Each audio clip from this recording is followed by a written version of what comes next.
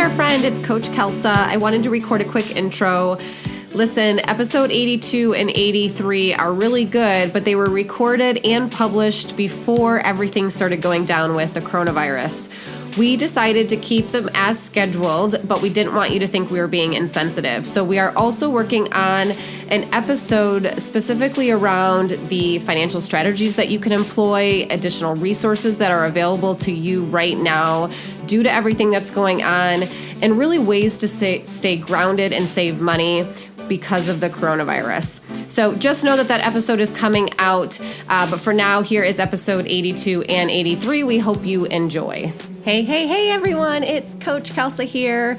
Welcome to episode 82 of the Fiscal Fitness Podcast. It is a great episode. There are going to be tons of resources that I list that you will want to make sure you access. Things like a free download, different articles, different free resources available to you. And we are going to include all of those things in the show notes. So you'll want to make sure you hop on over to fiscalfitnessphx.com/episode 82 to get your hands on all of those. That way, if you are driving right now, don't try and write anything down while you're driving. Just hop on over to the show notes and it'll all be there with links for you. And again, that is fiscalfitnessphx.com/episode 82. FISCALFITNESSPHX.com/episode 82. We are going to be talking today about preventing, overcoming, spending temptations. You can be so disciplined. All of us can be, and then still fall for temptation sometimes. It's really normal, and it's especially normal if you find yourself falling for some of the common traps that we're going to be discussing today. There are three different parts of today's podcast. The first part is identifying when triggers happen for you. So awareness is key.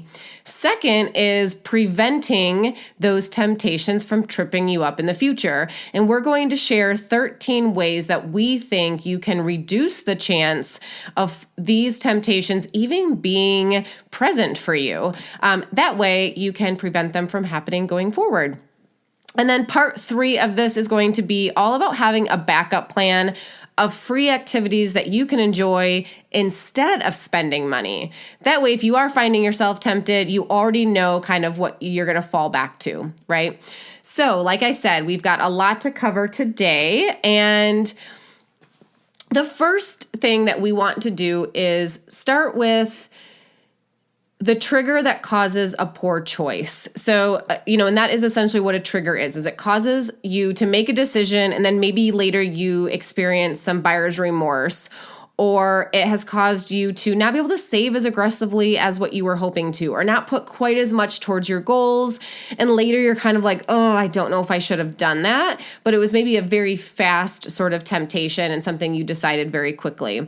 One observation that Jill and I have is that most of our clients experience patterns in their behaviors, experiences or moments that tend to trigger spending activities more than others. And that's why identifying when these occur for you is key to being able to overcome them. So what you really want to do is ask yourself, when I've made bad decisions, and here's the thing, it's a bad decision to you, right? So I may not think it was that big of a deal, but my situation is different and my goals are different than yours. And the expectation that I have for my money is likely different than the expectation you want to have for yourself and your money. So this is when you've done something, you're like, oh, I don't know if I should have done that. Maybe I regret it. Maybe I just experienced a little bit of buyer's remorse. Maybe I'm kind of questioning, like, why did I even do that? Like, that's not even important to me, right? So those are bad decisions. And again, bad, like you consider it bad, okay? Really what you want to ask yourself is, when I've done that, what happened that day? What led to that? And am I able to see a pattern begin to unfold? So in other words, what is my trigger for the bad behavior, and what is a reward that you can give yourself in place of the negative behavior? There are a couple of things that I want to help you identify so that you can observe either going forward, or if you want to reflect on some of these decisions you've made in the past and just see if there's any patterns here that you can identify. I think it's really important to start by writing down when these happen, the date and the day of the week. So I know for me personally, I tend to spend more money on the weekends, for example, than during the week. And then, of course, it's like you're back to work on Monday morning and you're kind of like realizing how hard you work for your money. And it's like, oh man, like that was so easy to spend it over the weekend. But now I'm, realizing just how much I have to do for that, $50 I just spent. So really write down the date and the day of the week that it happened. You may observe something very similar. You may observe that you spend more during the week. You want to write down the item you purchased. You may find that you tend to splurge or fall the temptations around a certain type of item, and it's always the same category of things. I have a client who loves to sew, and she's always buying fabric, and she jokes that she's got an entire room of fabric. She doesn't need any more fabric, and yet she still sort of falls victim to buying more fabric, right? So that's a good example of how that's sort of like her kryptonite, if you will. The amount you spent. So this is insightful because is it easier for you to fall tempted by something that's $5? Or is it something way bigger like $500, right? And you really want to see the pattern there. I would say one of the things that Jill and I observe is that it tends to be the smaller amounts that we can easily just make a quick decision on and then move on, and then the next day sort of regret it, right? Where you bought it. So, some people have stores that tend to be their kryptonite, or they tend to visit the same store when they've been triggered. Were you alone or with someone else or others? So do you feel pressured or like you're trying to keep up with the Joneses, and so you tend to spend more when you're with others? Maybe it feels like you're trying to impress them or show up in a certain way, or maybe there's just peer pressure could be happening. Or do you tend to spend more when you're by yourself? So do you not have those people, that you're able to have a conversation with and that gets you out of sort of the mindset of spending money? Maybe it's easier for you to spend when you're all by yourself. Was the item on sale? It's really normal that folks get triggered by good deals. So if the item were retail price, would you still buy it? In other words, do you truly value the item that you just bought, even if you had to pay full price for it? And again, this is just something to observe about yourself. Like, do you tend to fall for temptations because of a sale? And we're going to talk about some resources available for you if that is the case in just a little bit. Was it a planned purchase or an impulse buy? Most of the time when it comes to falling for temptations, it's impulsive, or it's something you've thought of before, but you didn't have a concrete plan in place to get that thing. And so when it's in front of you, it's easy to pull the trigger impulsively because you're like, oh, I thought about this and I didn't have another way or an idea of how I was going to get it. So I better take advantage of this opportunity that's right in front of me. And it's just, that temptation. Where if you had a plan in place, an idea of like, I'm going to buy this when this other thing happens, or when I've saved for it, or, after I've hit another goal of mine or something like that, then when it's right in front of you, sometimes knowing that it's just not yet, can be the thing that helps to curb temptation. When you fell victim to temptation, did you use cash that day, debit, or credit? So if you tend to get triggered and spend on your credit card, try not to carry it on you. Or if you go into a store, don't take your debit card inside with you. If you've got a limited budget, just take enough cash that's all you can buy or all you can spend. Okay. And then finally, what kind of day were you having? And this is probably the biggest one of all of them. It is amazing to me how some clients spend money when they're having a great day and they want to celebrate and they want to reward themselves. Maybe they, turned in a project at work and their boss loved it and they got some accolades for it. And they're just like, oh, I'm going to go spend and treat myself, right? And yet some clients find themselves spending on a bad day. And oftentimes it's to make themselves feel better, or to just sort of like have some sort of control. If something bad happens, especially if it feels like it wasn't in your control, that is one way that some people can grasp hold of control, is by spending money.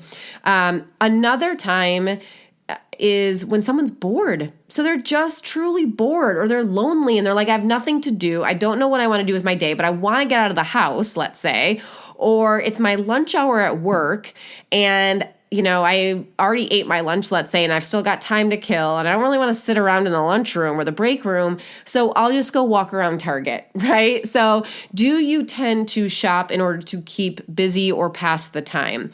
In other words, you really want to look at what kind of day were you having, and if you can journal this out, and we've got a couple of different articles where we have navigated this thought process in order to get you to really think through how your triggers are showing up for you so that you can identify the pattern. We will post the 2 different articles that we have. One of them is called Never Feel Buyer's Remorse Again.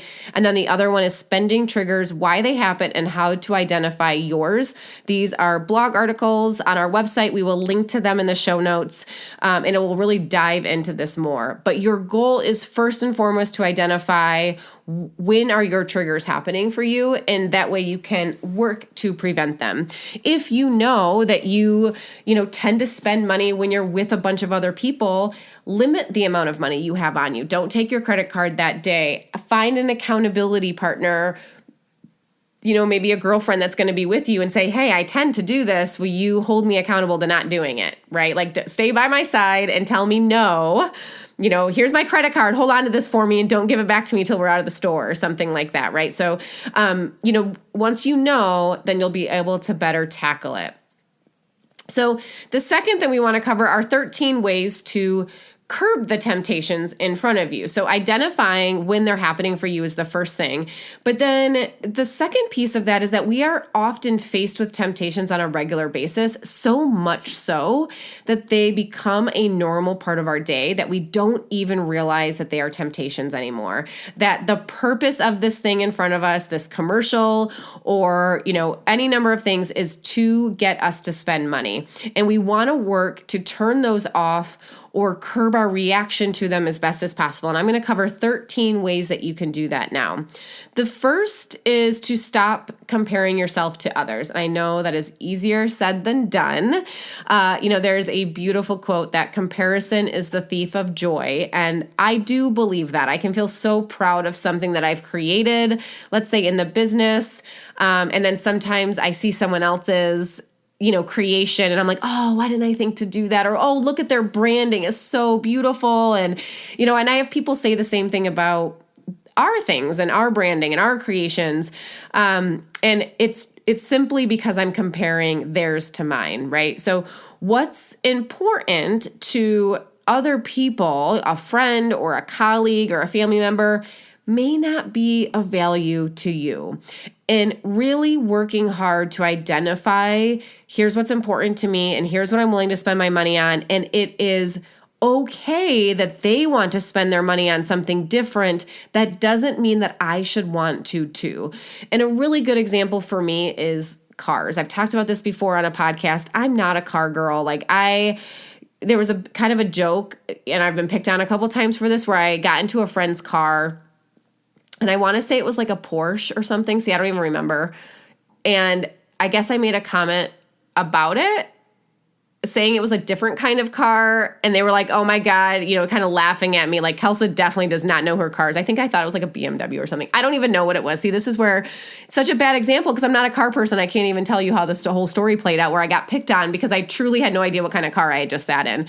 I guess it was like some sort of sports car that everybody should have known what it was. I don't know. So it's easy for me to get into other people's cars or see them and be like, oh, these are so nice.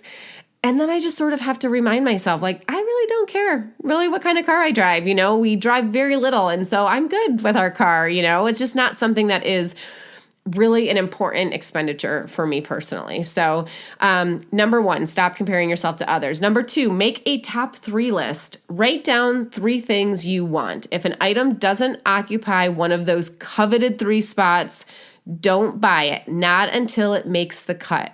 So the idea is that in order to put something on that list, you've got to take something off, because you have to have 3. You cannot have 2 and you can't have 4. It has to be 3 things. So in order to spend money on something, it's got to replace something that you're saying you really want. And it's one way that you can help to keep yourself in check a little bit. Number 3, realize commercials are trying to sell you something.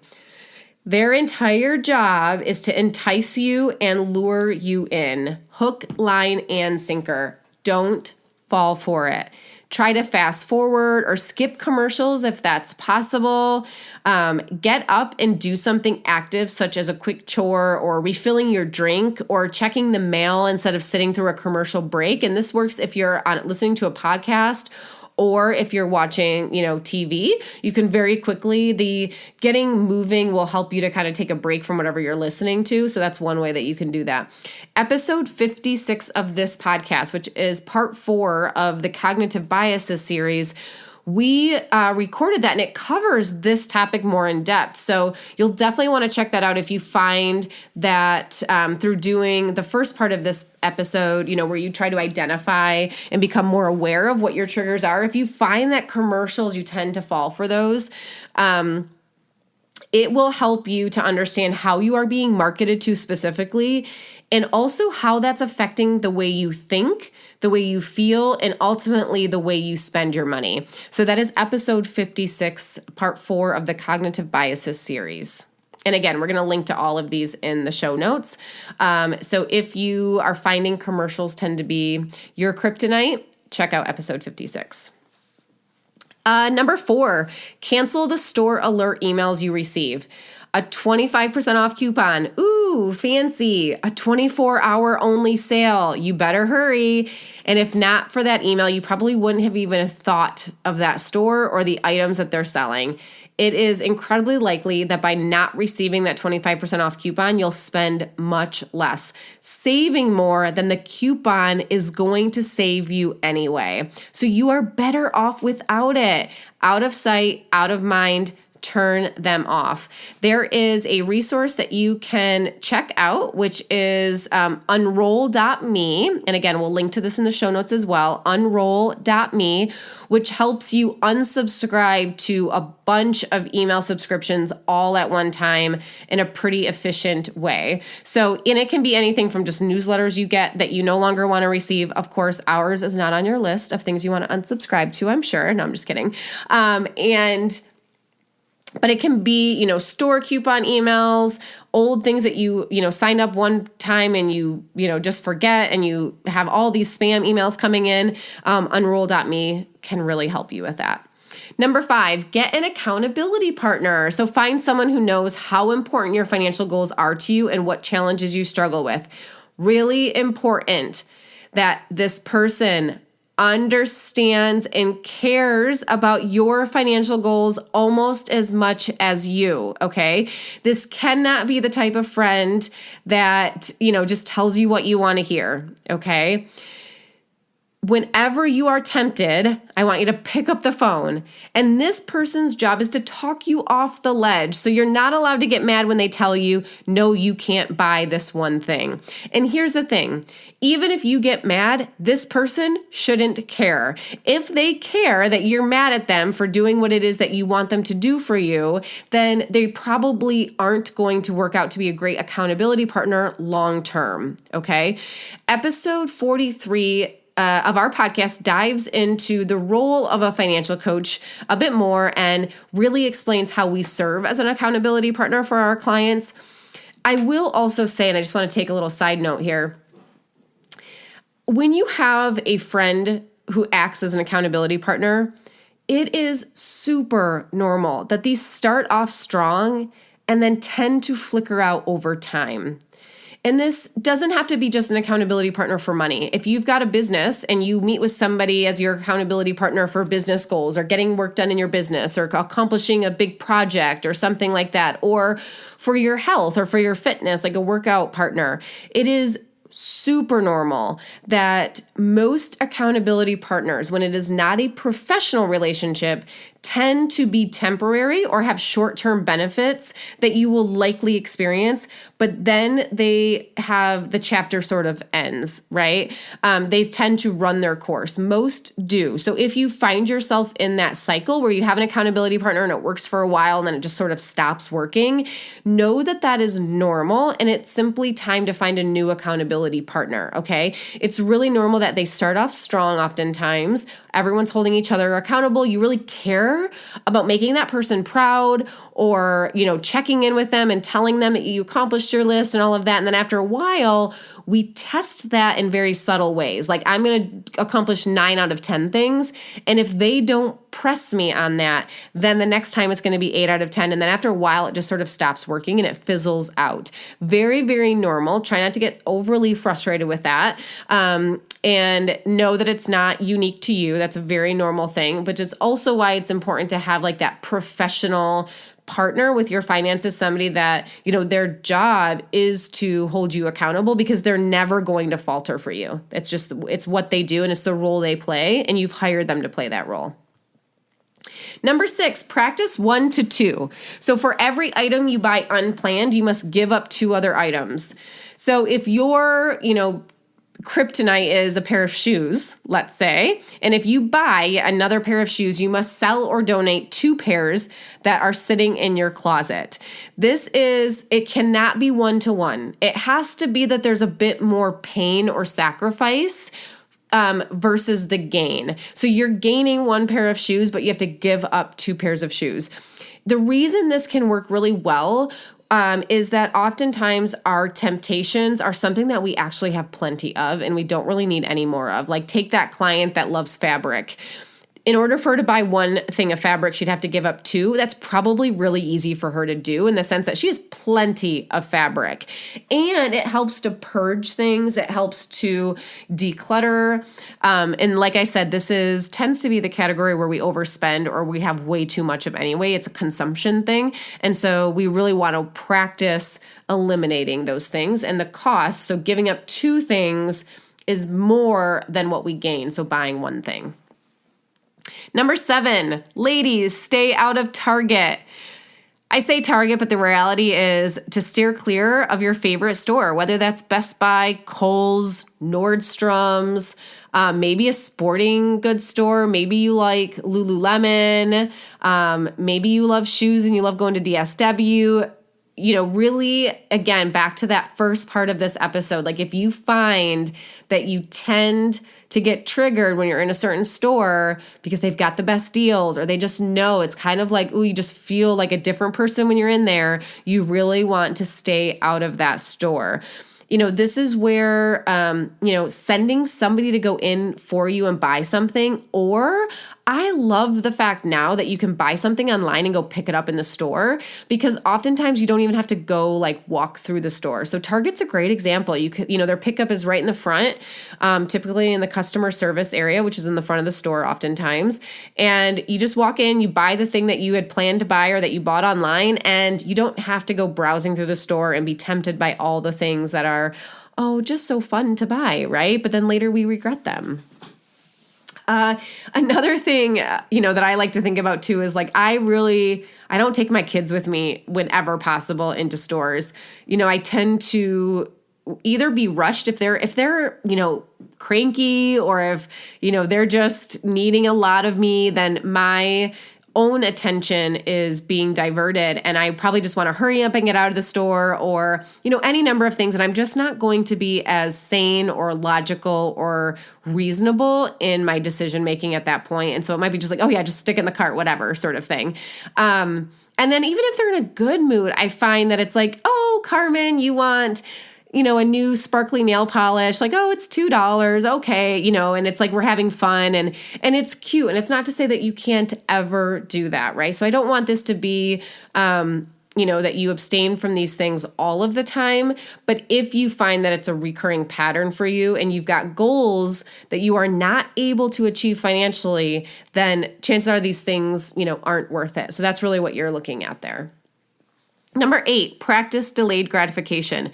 If you see something you want, it's not that you can't have it, you just have to wait. So tell yourself that it's not no, it's not yet.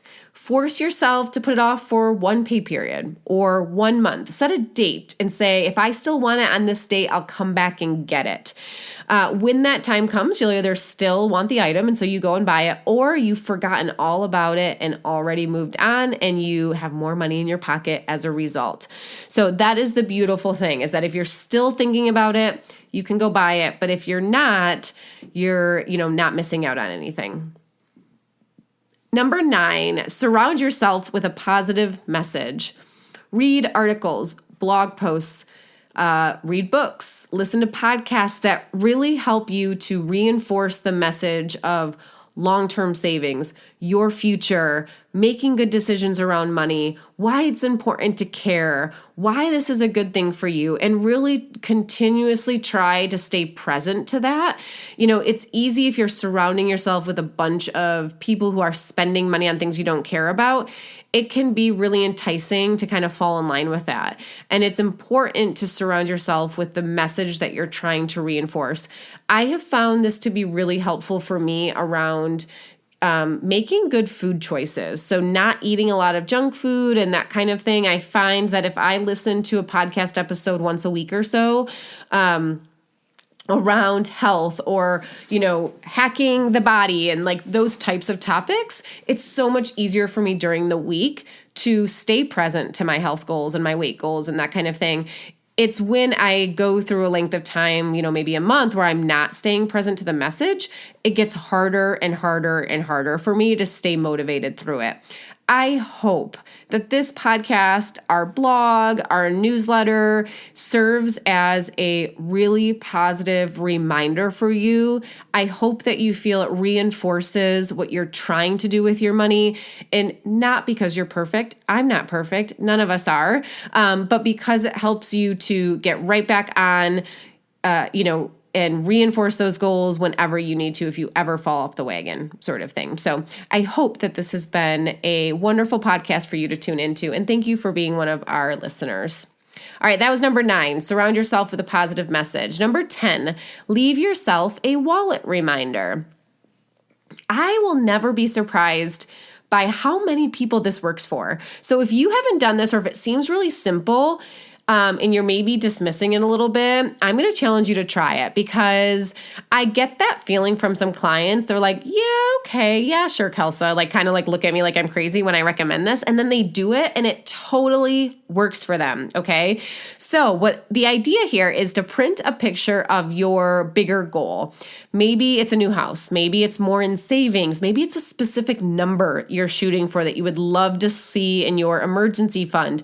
Maybe it's being debt-free or no more credit cards. So you have a picture of like a big fat 0, or, a picture of like a bunch of credit cards chopped up or something like that. So find a picture that for you elicits an emotion and reminds you of your bigger goal, okay? And you want to wrap this picture around your debit or credit card. And again, back to part 1, however you tend to spend when you're triggered. If you tend to spend on a credit card, wrap this around a credit card. If you tend to spend more on your debit, wrap it around your debit card. And every time you spend money in an impulsive way, what's going to end up happening is you have to hold your goal in one hand and the card you're using to spend on in the other.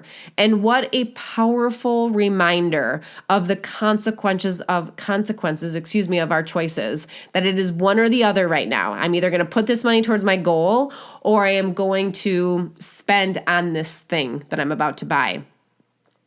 If you find that an act like this, we can actually do that a couple of times, and then we can follow it with one more action. If you find that doing this helps you to put the thing back and you don't buy it, let's say it's something for $11 and you end up putting it back on the shelf and you walk out of the store, okay? The first thing I'm going to ask you right now, a little side note, what I just described, walking out of a store without buying anything, when was the last time you did that? How does that feel if you were to do that? This is another keen observation that you may need to make for yourself. It is really hard for some people to not buy something once they are already in a store. And there's something about the mentality of like it feeling like a wasted trip, or, well, I'm here, I should probably buy something. If I walk out without buying something, this whole thing was a waste of my time, and it was like a failed trip. And the idea of failing at something is so impossible for them that by buying something even small, it feels like, well, now there was a purpose to this trip, even if it wasn't the original intended purpose.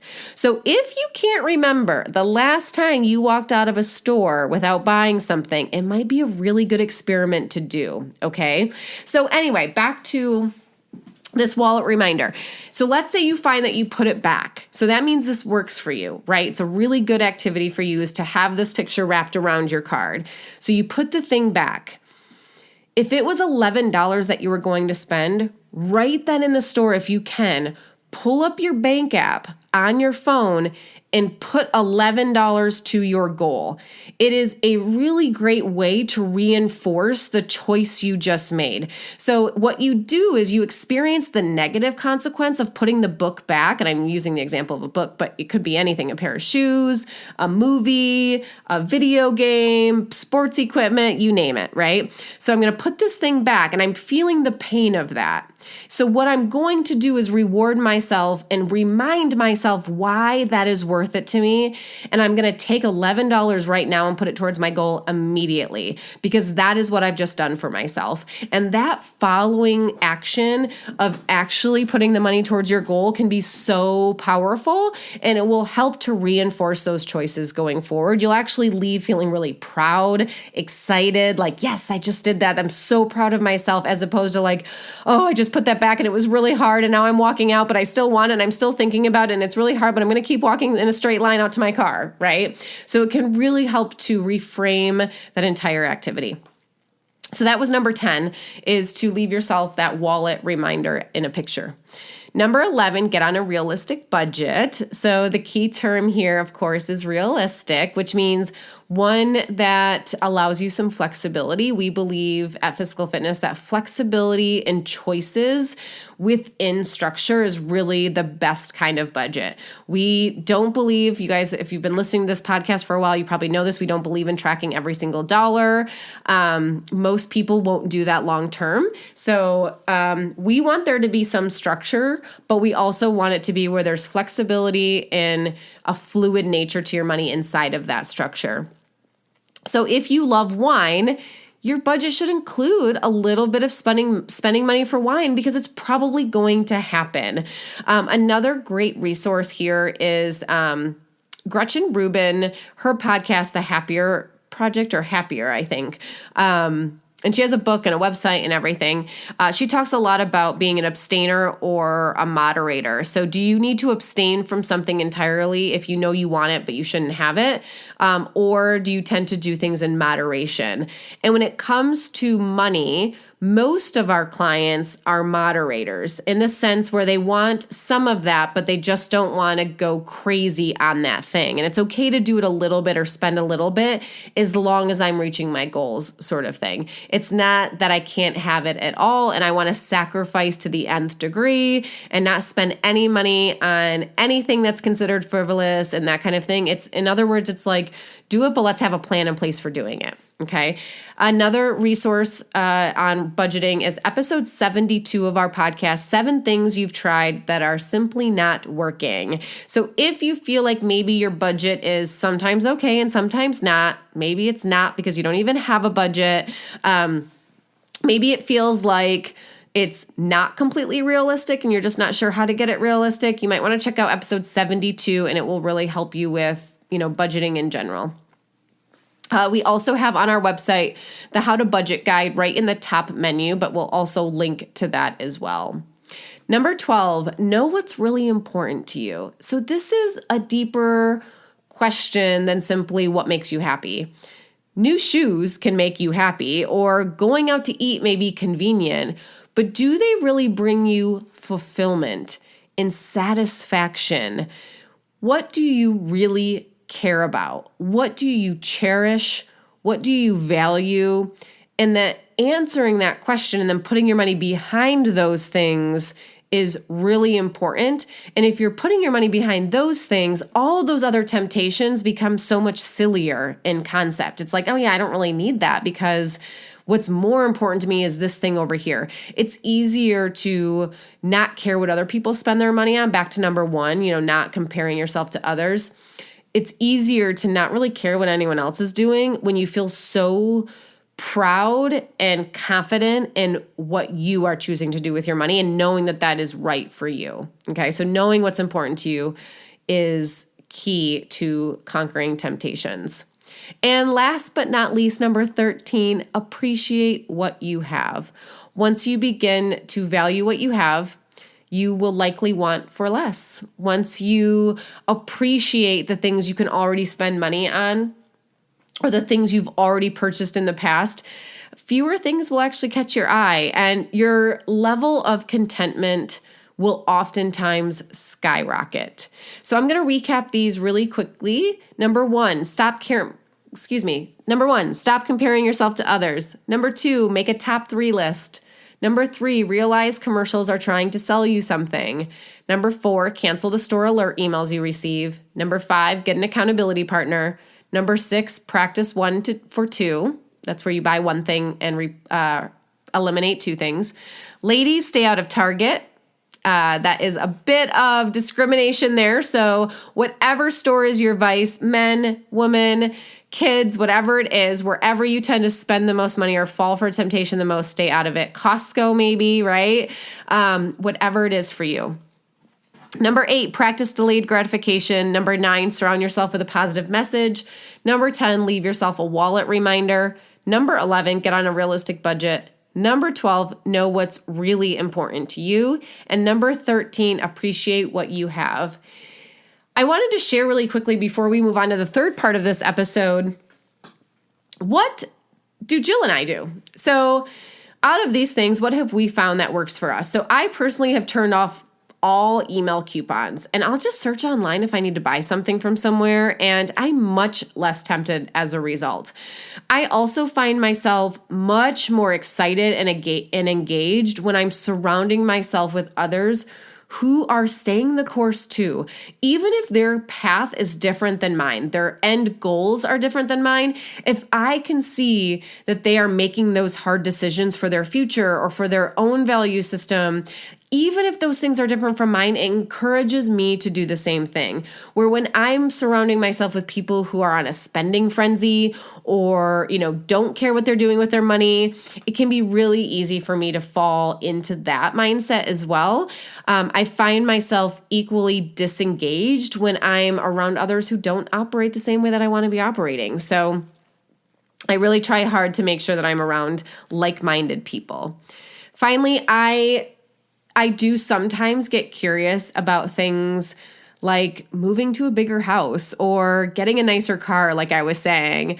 And I consistently come back to what's most important to me and to Michael and to our family. And one of those things for us, we've always said this, is having options. We talk all the time, or we've shared in the past about, Michael, really what sparked our financial journey way back was when Michael was miserable at his job, which was a big deal for him because he's such a happy-go-lucky guy, and we didn't have options. He couldn't leave. We needed that paycheck, and I swore we would never find ourselves in those types of situations again. Having options for us is really what is most important, and I, sometimes have to make the hard decision of not buying something in order to have other options later down the road. But when I keep that present of mind, it's so much easier for me to do. Jill said she opts out of the emails from all the stores as well. She uses the unroll.me app. I did not use that, but she did and said it worked really well to keep things out of her inbox.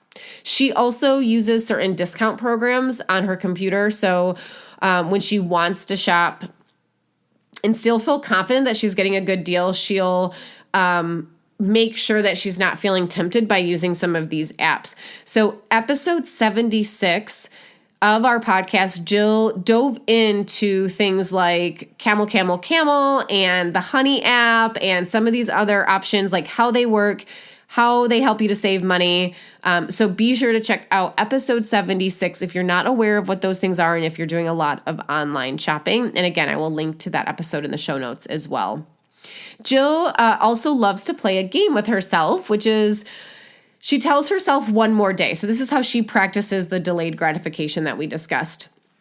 So when she's buying something online, she'll maybe put it in her cart, but she'll tell herself one more day. So this is really helpful for her with Amazon. Probably for a lot of us, Amazon is just so easy, right? Like it's so one-click buying sometimes. And everything, your card, your shipping address, everything is just in there. Everything's saved. It's so fast, right? So she says, she doesn't want to forget about it. And she doesn't want to also not feel impulsive about it. So she waits to pull the trigger. She'll revisit her cart when she thinks of it. And then she'll ask herself, do I really need this right now? And if the answer is no, she might leave it in the cart a little bit longer or move it to a wish list, which is something Amazon has. If you're not aware of that, you can create wish lists. And she says that by doing this, so asking, do I really need this right now? And if not, can I wait just one more day? Just one more day. And oftentimes you can just keep putting it off until you're like, I don't even need this anymore. Why do I don't even need this ever, But she said that this thought process has helped her avoid purchasing almost half of the things that she initially thinks that she needed by using this method. So that's massive, right? Even if it's just 1 in 10 things for you, that's still helping you to save quite a bit of money. So this is how Jill practices delayed gratification, and it works really great for her, and I love that. She's also has a much more keen awareness of sales and discounts and often questions what the sale is getting her to do and if it's something that she really wants to be spending her money on. So for instance, like a buy one, get one sale or buy two, get one free. The temptation to buy more than one thing because the price is so good. So she really tries to question if she's being tempted to spend more than what she really needs in order to bring more stuff home than what she actually wants in her house. And one episode that we recorded, episode 50, which is part 1 of the Cognitive Bias series, I dove in depth into the anchoring bias. And the anchoring bias is really where a lot of these buy one, get one, or buy two, get one free type of sales processes, why they work on us, like the thoughts that they lead us to have, what they trigger in our mind, and essentially how they get us to spend more money. So I give a whole bunch of examples in episode 50. So if you find that maybe falling for some of these sales is a part of your kryptonite, I highly recommend episode 50.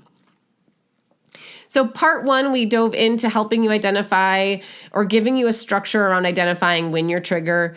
Step 2 is 13 ways that you can prevent those temptations from even showing up in your life. And now I want to dive into the third and final part of this podcast episode, which is free activities. So I think it is so important to have that plan B. Something that you can do that will always work for you. And it's a way to keep yourself busy. It's an activity you enjoy that doesn't cost any money. So instead of spending money, you can always fall back on one of these things. And it doesn't require any research. You want to try and get all the research done ahead of time. This is really important because if you're, thinking like, oh, I'm being tempted, or there's an opportunity to spend money, and I could do this other thing I've heard about, but I still have to figure out like, where do I go and where do I drive and where do I park and how does that work? It can actually be an obstacle that makes it so you don't follow through on that thing. So the idea is to come up with a list of activities that you can do that cost zero money and know exactly how to do them so that you can just hop right in and do them. It's almost like when you're driving to work and you go so much that you don't even remember like turning onto a certain street or, like stopping at that stop sign like you did, right? Like you are just in autopilot. You just do it so naturally. These types of activities, you really want it to be that easy where you just know exactly where to go, what to do, and you enjoy it. Okay. So let's see. So take time in advance to research these ideas in your area so that when you're feeling rushed or a lack of motivation, the hard work is already complete. Okay, so free activities can truly be a game changer when you're feeling tempted, when the road feels long, and planning ahead on these things is truly the trick. Okay, we have an amazing resource for you guys with 50 free activities that you can do And you guys can download that by hopping over to the show notes, which is at fiscalfitnessphx.com/episode 82. I'm going to share just a couple of my favorite ones right now. But in order to get, I'm going to list 5. And in order for you to get the other 45 ideas of things you can do that cost zero money and they work for, just about everybody, hop on over and guys can get that free download. So one thing for me is taking my dog for a walk. Now, granted, I live in Phoenix. We're blessed with beautiful weather most of the time, but it's just so good for me to get outdoors, to get moving, spend 20 minutes on a walk or an hour, like maybe take a different way than I've taken before. It can be so fast to just get shoes on. I will tell you too, if you're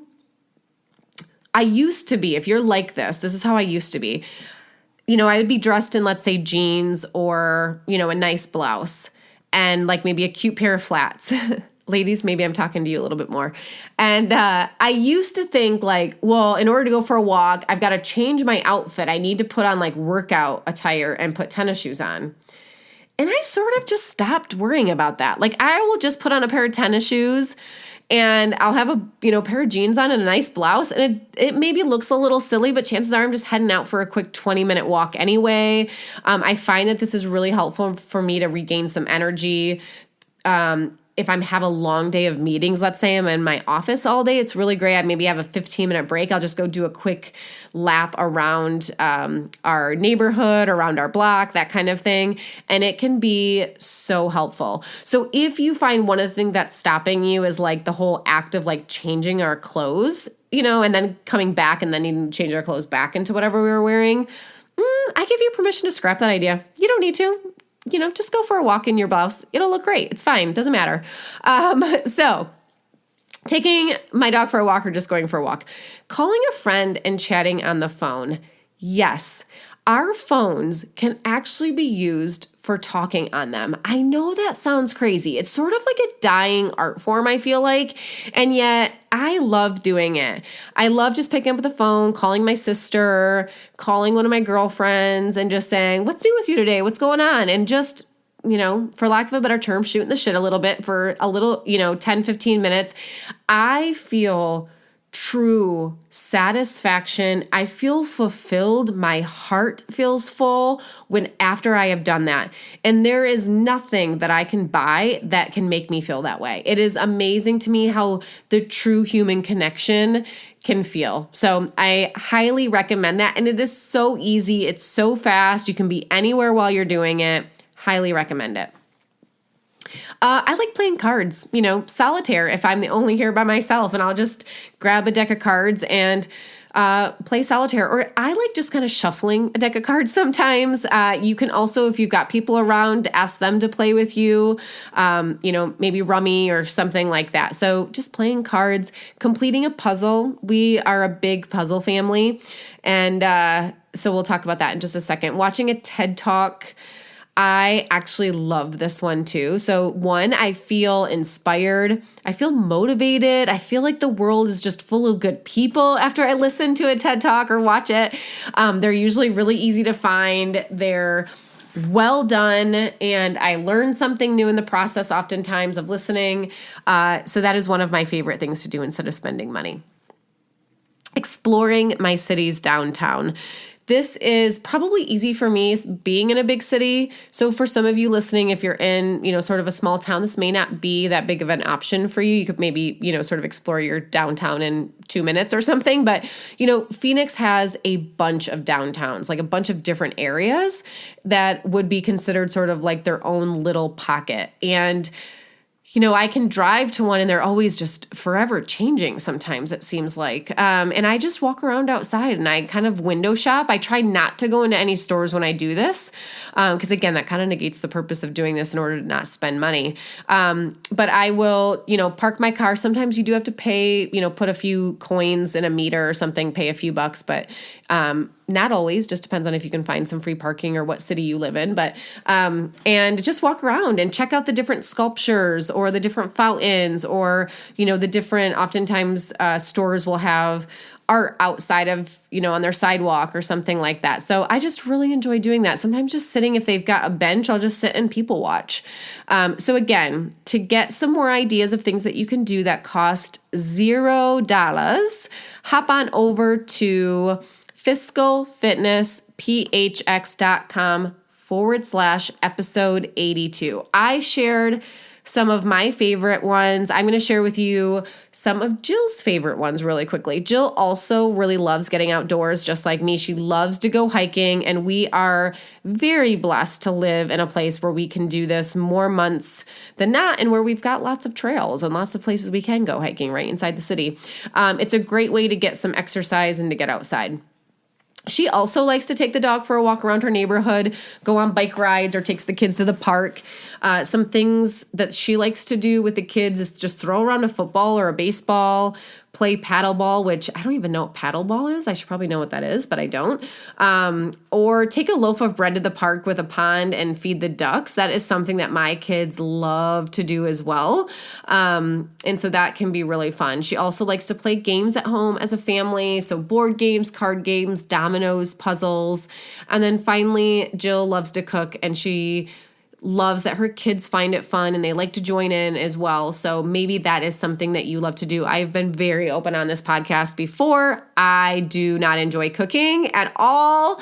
I do not like it. I'm not great at it. It totally causes me anxiety to be trying to cook a bunch of stuff in the kitchen. Michael, thank God, loves to cook, and I'm very blessed to have married a man that loves to cook. So Jill loves to cook, and maybe that's something that you can do as well, especially if you've got stuff in your house that you can, get together and cook without going shopping. That's even better. All right, you guys, let's wrap up this episode with the 3 steps to conquering your temptations. Number 1 is to identify when triggers happen for you. Awareness is key. So check out some of those resources to help you reflect on past temptations that you've fallen for and identify why. Number 2, make changes to prevent temptations from happening in the future. So of the 13 things that I mentioned, the 13 ideas I provided for you, maybe choose 2 to 3 that you're going to adopt right away and take action on them quickly. And then finally, have a backup plan of free activities that you enjoy doing instead of spending money. That way, the other choice is easy. It's easy to execute. You know you're going to be happy, and you're going to be better as a result.